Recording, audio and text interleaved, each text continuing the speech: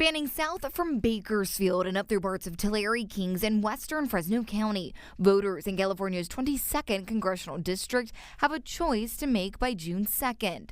Republican David Valadao. I've been an independent voice, and I've done my best to work across the aisle. Democrat Jasmeet Bains. I'm not fighting for the soul of the Democratic Party. I'm fighting for the Valley. And Democrat Villegas. Yes, I'm extremely confident that not only would we be able to deliver, we'd be able to do more for the Central Valley. All believe they have what it takes to win and to serve much of the South Valley. Bains currently serves in the state assembly, representing parts of Kern County. She also works in a clinic in Delano as a doctor. She says those experiences have prepared her to run while showing her what the people of the Valley need. This is an area that's never elected their physician to office.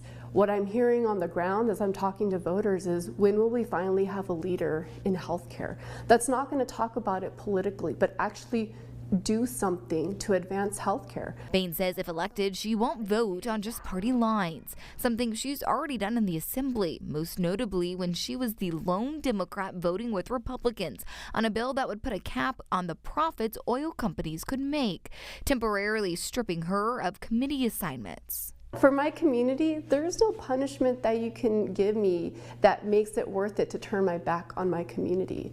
My vote is not for sale. My vote is for my community. Villegas currently is a College of the Sequoias professor and a Visalia Unified trustee.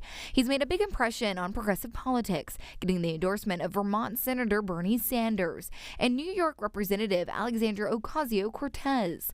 Still, he doesn't think he's too liberal for the Valley and calls himself a populist. These are ideas that aren't just progressive ideas or democratic ideas. These are ideas that are popular across the political spectrum, which I believe is why the Democratic establishment and the Republican Party is working so hard against me, because they're terrified of seeing someone like me in office. Villegas says if elected, he would work on immigration reform and health care. He says his campaign is rooted in fighting corruption and special interests. I do believe in universal health care, and I'm the only candidate in this race that believes that health care is a human right and that will fight for Medicare for all. And while Villegas and Bains represent different sides of the Democratic Party, they both faced an established Republican opponent who served in Congress since 2013. I'm absolutely still the same guy from the first day I ran for office. I've not changed. I'm still the same farmer that I've always been. I go to Washington, D.C. I fight for my community. However, Valadao is sitting in one of the GOP's most vulnerable House seats, and Democrats nationwide are eager to flip it.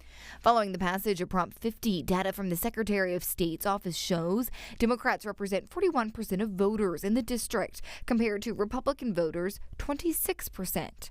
Despite redistricting, Valadao's already been winning in a blue district for years, only losing election once in 2018. He's faced recent scrutiny over his vote for the One Big Beautiful Bill for its expected impacts to Medicare coverage, which Valadao has defended.